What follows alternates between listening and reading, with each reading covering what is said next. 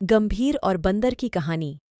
एक बार की बात है, एक घुमावदार नदी के किनारे हरे भरे जंगल के बीच में दोस्तों की एक अप्रत्याशित जोड़ी रहती थी।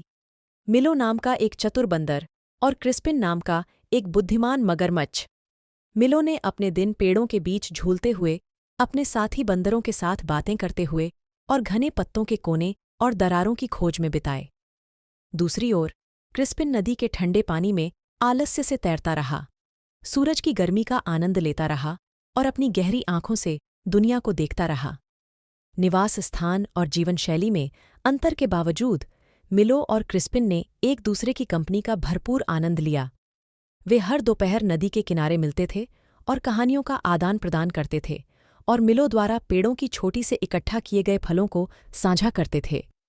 मिलो क्रिस्पिन को छतरी में उसके साहसिक कारनामों की कहानियां सुनाता था, जबकि क्रिस्पिन अपने बुजुर्गों द्वारा उसे दिए गए प्राचीन ज्ञान को याद करता था। एक धूप भरी दोपहर में जब मिलो नदी के किनारे क्रिस्पिन से जुड़ने के लिए पेड़ों से नीचे उतरा तो उसने देखा कि उसका दोस्त असामान्य रूप से चिंतित लग रहा था। तुम्हें क्या परेशानी है क्रिस्पिन? मिलो ने मगरमच्छ के पास एक चट्टान पर बैठकर पूछा। क्रिस्पिन ने गहरी आह भरी, उसकी आंखें पानी की चमकती सतह पर केंद्रित थीं। मिलो, मेरे दोस्त, उसने कहना शुरू किया, मैं एक प्रश्न पर विचार कर रहा हूं जो मेरे दिमाग में घूम रहा है। आप देखिए, मैं नदी और उसकी प्रचुरता का आनंद लेने में सक्षम हूं, लेकिन मैं इसके किनारों से परे नहीं खोज सकता। मुझे आश्चर्य है कि क्या होगा यह जंगल के उस पार, उस क्षितिज के पार है जिसे मैं देख सकता हूं। क्रिस्पिन की आवाज में लालसा को समझते हुए मिलो ने ध्यान से सुना। मैं समझता हूं क्रिस्पिन, मिलो ने सोच समझकर उत्तर दिया। आपके पास नदी और उसके सभी आश्चर्य हैं, लेकिन उससे परे एक पूरी दुनिया है जिसका आपने अनुभव नहीं किया है। क्रिस्पिन ने गंभीरता से सिर हिलाया। बिल्कुल मिलो, मुझे अक्सर आश्चर्य होता है कि जंगल से परे यात्रा करना कैसा होगा, यह देखने के लिए कि पेड़ों और नदी के पार क्या है। मिलो शरारत से मुस्कुराया। शायद मैं इसमें आपकी मदद कर सकता हूं क्रिस्पिन, उन्होंने कहा। मैं आपको अपने दृष्टिकोण से जंगल दिखा सकता हूं और साथ में हम कल्पना कर सकते हैं कि परे क्या है। और इसलिए मिलो और क्रिस्पिन ने एक साथ साहसिक कार्यों की एक श्रृंखला शुरू की। मिलो सबसे ऊंचे पेड़ों की सबसे ऊंची शाखाओं पर चढ़ जाता था और जंगल के विशाल विस्तार और उसमें रहने वाले जीवों का वर्णन करता था।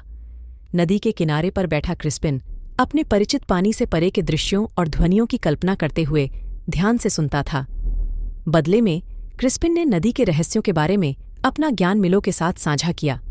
मछली पकड़ने के सर्वोत्तम स्थान, सबसे सुरक्षित क्रॉसिंग और प्राचीन मगरमच्छों की किंवदंतियां जो कभी पानी पर राज करते थे। मिलो क्रिस्पिन की कहानियों से मंत्रमुग्ध हो गया और उस नदी के प्रति गहरी सराहना प्राप्त करने लगा जिसने उन दोनों को जीवित रखा। जैसे जैसे उनकी दोस्ती मजबूत होती गई, मिलो और क्रिस्पिन ने एक दूसरे से बहुमूल्य सबक सीखे। मिलो ने क्रिस्पिन को जंगल को जिज्ञासा और आश्चर्य से देखना सिखाया, जबकि क्रिस्पिन ने मिलो को धैर्य और ज्ञान प्रदान किया जिससे उसे वर्तमान क्षण की सुंदरता की सराहना करने के लिए प्रोत्साहित किया गया। एक दिन जब वे एक ऊंचे पेड़ की छाया में एक साथ बैठे नदी पर डूबते सूरज को देख रहे थे, मिलो मुस्कुराते हुए क्रिस्पिन की ओर मुड़े। आप जानते हैं क्रिस्पिन, उन्होंने कहा, भले ही हम अलग अलग दुनिया से आते हैं, हमारी दोस्ती ने मुझे दिखाया है कि हम एक दूसरे से बहुत कुछ सीख सकते हैं। क्रिस्पिन ने सहमति में सिर हिलाया, उसकी आंखों में डूबते सूरज के रंग झलक रहे थे। वास्तव में मिलो, उसने उत्तर दिया, एक साथ हमारे साहसिक कार्यों के माध्यम से हमने पाया है कि सच्ची दोस्ती की कोई सीमा नहीं होती।